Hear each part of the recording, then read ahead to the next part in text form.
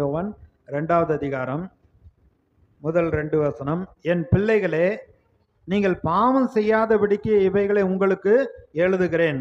ஒருவன் பாவம் செய்வானானால் நீதிபரராய் இருக்கிற இயேசு கிறிஸ்து நமக்காக பிதாவினிடத்தில் பரிந்து பேசுகிறவராய் இருக்கிறார்.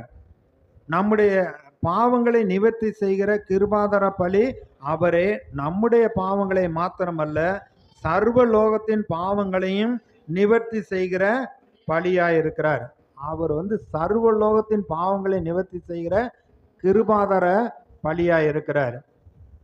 1 யோவான் 1 அதிகாரத்தில் அங்கே நம்ம ஆண்டவரிடத்தில் மனம் திரும்பி வருகிற பொழுது 9வது வசனம், நம்முடைய பாவங்களை நாம் அறிக்கையிட்டால் பாவங்களை நமக்கு மன்னித்து எல்லா அநியாயத்தையும் நீக்கி நம்மை சுத்திகரிப்பதற்கு அவர் உண்மையும் நீதி உள்ளவருமாய் இருக்கிறார். நம்பிக்கை இல்லாத சூழ்நிலை வருதுன்னா உடனே கர்த்தரோடு நல்ல ஒரு ஐக்கியத்துக்குள்ள போய்விட வேண்டும். இயேசுவை நோக்கி பார்க்க வேண்டும்.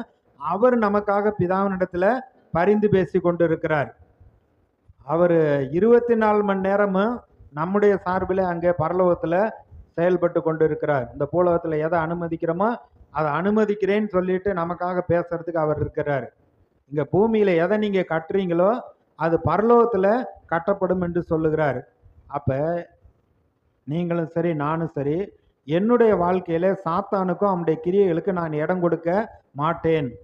அவைகளை இயேசுவின் நாமத்தினால எதிர்க்கிறேன் என்று எதிர்க்க வேண்டும். அவருடைய நாமத்தில் அவைகளை கட்டி போட வேண்டும். பூலோகத்தில் கட்டினா பரலோகத்தில் அதை கட்டி போடுறேங்கிறார். ஏன்னா ஒரு அதிகாரம் இருக்கிறது.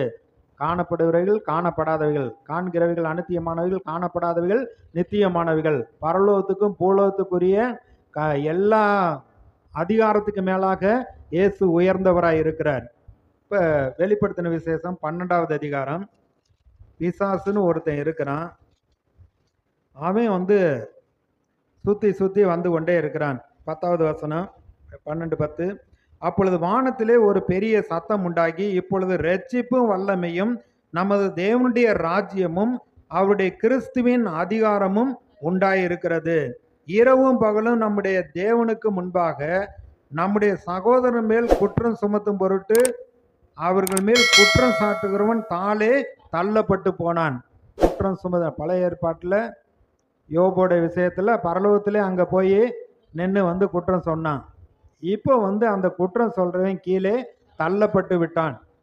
அப்போ யார் ஏமாளியாக இருக்கிறாங்களோ அவங்களை ஏமாற்றி தான் கட்டுப்பாட்டுக்குள்ளே கொண்டு வர பார்க்குறான். நம்ம ஏமாளியாக இருக்கக்கூடாது.